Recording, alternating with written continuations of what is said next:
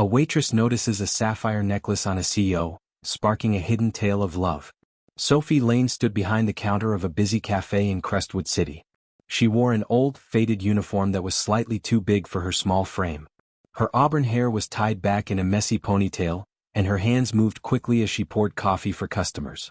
The cafe was loud with chatter, the clinking of cups, and the hum of the coffee machine. It was a normal day for Sophie, who worked long hours to pay her bills. Then she saw him, Daniel Carter. He sat at a corner table, dressed in a sharp suit that screamed money. He was tall, with dark hair and a serious face, typing on his phone. Sophie knew who he was. Everyone in Crestwood City did. Daniel was the CEO of Carter Industries, a huge company that owned half the city. People said he was rich, powerful, and didn't waste time on small things. As Sophie walked over to refill his coffee, something caught her eye. Around Daniel's neck hung a gold necklace with a bright sapphire stone. It sparkled under the cafe lights, looking expensive and old. She froze for a second, her heart beating fast. She had seen that necklace before, not in a store or on TV but in an old photo of her mother. Without thinking, she spoke. "Hi sir, my mother wears a necklace just like yours," she said, her voice soft but clear. Daniel looked up from his phone. His eyes narrowed and his body went stiff. He wasn't used to people talking to him like that, especially not a waitress in a worn-out uniform. The necklace wasn't just jewelry to him. It was special, a family treasure handed down from his grandfather to his father and then to him. No one else was supposed to have it. It was one of a kind, made long ago with a design no one could copy. "What did you say?" he asked, his voice sharp. The cafe noise seemed to fade as he stared at her. Sophie blinked, suddenly nervous. She hadn't meant to say it out loud. But now Daniel Carter, the billionaire CEO, was waiting for an answer, and Sophie wasn't sure what to say next. Daniel Carter sat straight in his chair, his coffee growing cold. Sophie's words echoed in his head. "My mother wears a necklace just like yours." He didn't like surprises, especially not about his necklace. It was gold with a sapphire stone, made in France 60 years ago for his grandfather. It was special, one of a kind, not something a waitress should know about. He looked at Sophie, her worn uniform and tired eyes, and felt uneasy. "What did you say?" he asked again, his voice hard. He didn't mean to sound so rough, but this was important. Sophie stepped back, holding the coffee pot tight. Her face turned red. She hadn't expected him to care so much. "I'm sorry," she said quickly. "I didn't mean to bother you. I saw a photo of my mom, Laura. She was wearing a necklace that looks the same. I thought it was weird." Her voice was soft, like she was scared he'd get mad. But she didn't look away. She seemed honest, not like someone making up stories. Daniel frowned. "Laura?" He didn't know any Laura. His necklace was a family secret, passed from his grandfather to his father, then to him after his father died. No one else should have it. He studied Sophie. She didn't seem like a liar. Her hands shook a little as she set the coffee pot down, but her eyes were steady. That made him curious. "Your mother's name?" he asked, softer this time. "Laura Harper," Sophie said. "She passed away last year. I found the photo when I was cleaning her stuff." Laura Harper. The name didn't mean anything to him. He tried to think, had his father ever mentioned it? No, nothing came up. But the necklace wasn't just any jewelry. It was made special in France, with a design no one else had. Sophie was right, something strange was going on. "Show me the photo," he said, pulling a business card from his pocket. It had his name, Daniel Carter, CEO, Carter Industries, and a phone number. He handed it to her. "Call me. I want to see it." Sophie took the card, her eyes wide. "Okay," she whispered, unsure why a billionaire cared about her old photo. 2 days after the cafe meeting, Sophie stood in front of Carter Industries headquarters. The building was tall and shiny, all glass and steel, nothing like the small, cramped cafe where she worked. She felt out of place in her old jacket and jeans, holding a small envelope tight in her hands. Inside was the photo of her mom. She wasn't sure why she agreed to come, but Daniel Carter's card burned a hole in her pocket. She took a deep breath and walked inside. The lobby was huge, with people in fancy clothes rushing around. A woman at the desk looked at Sophie like she didn't belong, but when Sophie showed Daniel's card, she pointed to an elevator. "Top floor," she said. Sophie rode up alone, her stomach twisting. When the doors opened, another woman led her down a long hallway to a big office. The room was massive, with windows showing all of Crestwood City. Daniel stood there waiting. "Mississippi Lane," he said, his voice calm but serious. "You brought the photo?" Sophie nodded and handed him the envelope. Her hands shook a little. Daniel opened it and pulled out the picture. It was old, from 1995, with a date written on the back. It showed a young woman, Laura Harper, sitting on a beach.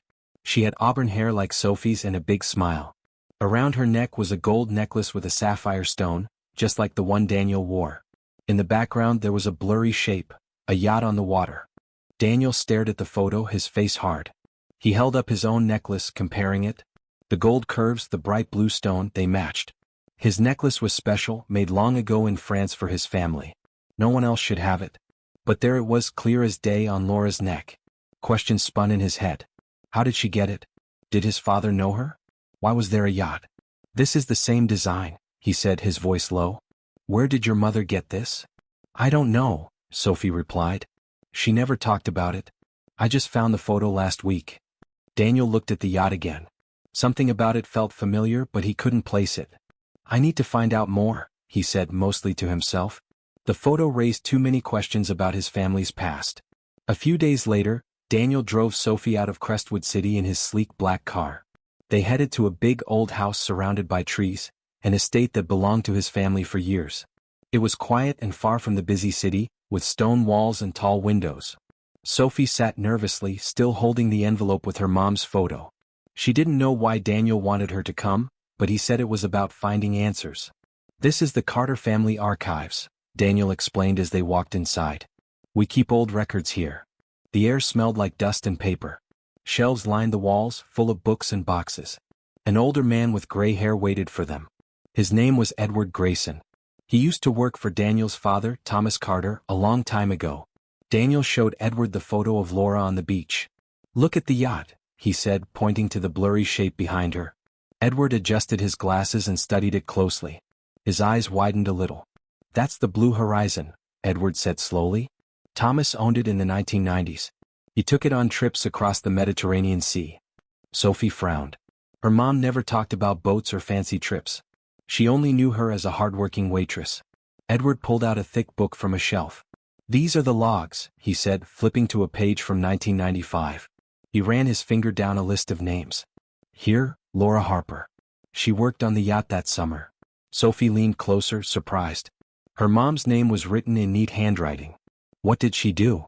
Daniel asked. She was part of the entertainment crew, Edward answered. Thomas hired young people, students mostly, to help on the yacht. They served food, cleaned, or kept guests happy. It was a summer job. Sophie's mind raced. Her mom had always pushed her to study hard, saying work could open doors. Maybe this was how Laura paid for her own dreams. But why was she on a billionaire's yacht? Sophie wondered aloud. Edward looked at Daniel, then back at the book, like he knew more but wasn't sure what to say. Daniel crossed his arms, thinking hard. The photo was starting to connect his family to Sophie's in a way he didn't expect. Inside the Carter family archives, Edward flipped through the old logbook from 1995. He stopped at a page and pointed to a line. Look here, he said. It says the necklace went missing during a cruise. LH helped search for it. Daniel and Sophie leaned in. LH had to be Laura Harper, Sophie's mom. The next line said the necklace was found later in Thomas Carter's cabin. Sophie's stomach dropped. Missing? Found in his cabin? She asked, her voice rising. My mom wasn't a thief. She wouldn't take anything. She remembered Laura working late nights, always honest even when they had almost nothing. The idea of her stealing didn't fit. Daniel held up a hand. Wait, he said calmly. It doesn't mean she stole it. There's more to this. Things don't add up. He looked at Edward, his eyes sharp. What else do you know? Edward hesitated, then walked to a locked drawer. He pulled out a small, faded photo and handed it to Daniel. Sophie peeked over his shoulder. The picture showed a young Laura, smiling, her auburn hair blowing in the wind, standing next to a man. He had his arm around her, laughing. Sophie didn't need to ask who he was.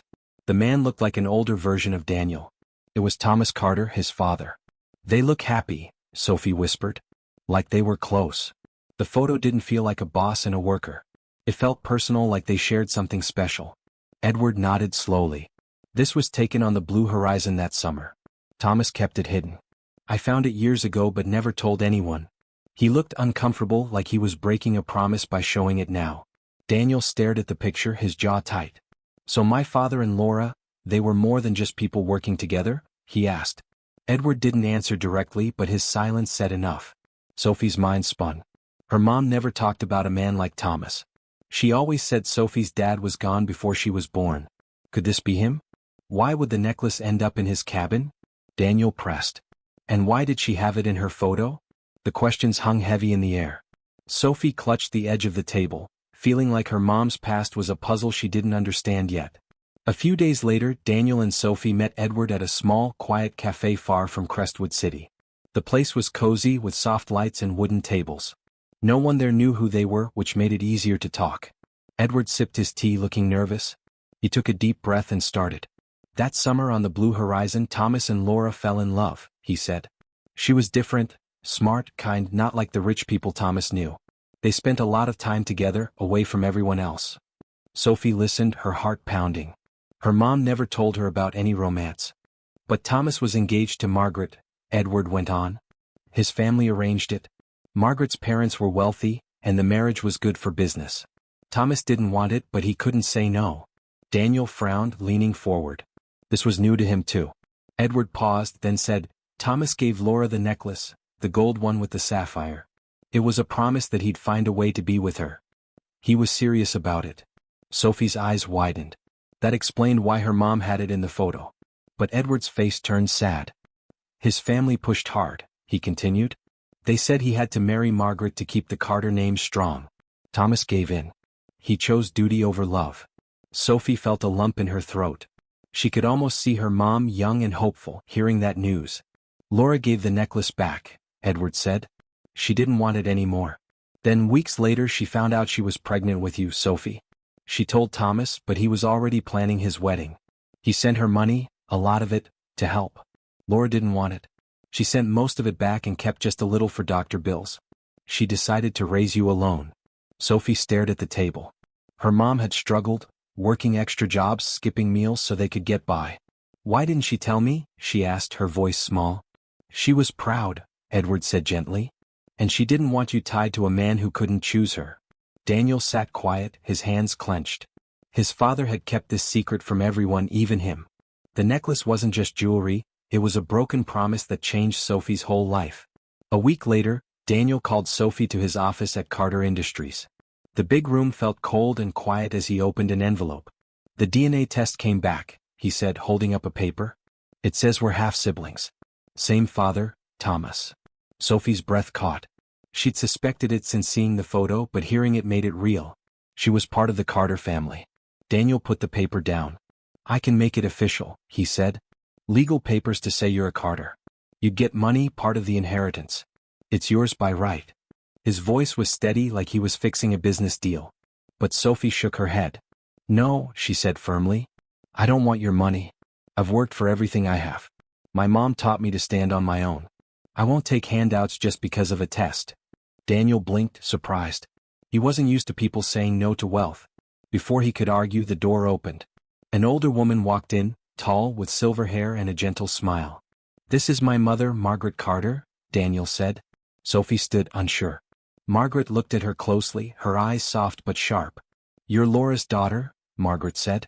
I'd know you anywhere. Sophie froze. You knew about me? She asked. Margaret nodded. Yes. Thomas told me after Laura wrote to him. He said she was pregnant but wanted nothing from us. I respected that. She was strong. She sat down, folding her hands. But I couldn't do nothing. When you started nursing school, I set up a scholarship through a small group. No one knew it was from me, not even Thomas. Sophie's jaw dropped. That scholarship had paid for her classes, her books, everything that got her through school. You helped me, she whispered. Margaret smiled. I wanted you to have a chance like your mother did. You earned it with your hard work. Sophie's mind spun. Her mom had kept her away from the Carters, but they'd been there, watching quietly. Daniel looked at his mother, then at Sophie. Your family, he said. Money or not, that's true. Sophie didn't answer. She needed time to think. Her whole life was built on her own effort, but now she had a brother and a past she couldn't ignore. A few days after the DNA test, Daniel asked Sophie to meet him at a park near Crestwood City. The sun was setting and the air felt cool. He held a small box in his hands, looking less like a big-shot CO and more like a nervous brother. I got something for you, he said, opening the box. Inside was a gold pendant with a small sapphire stone, simple but beautiful. "It's not to buy you," he added quickly. "The necklace our dad gave your mom caused trouble. This is different. It's a sign we're connected, you and me." Sophie stared at it.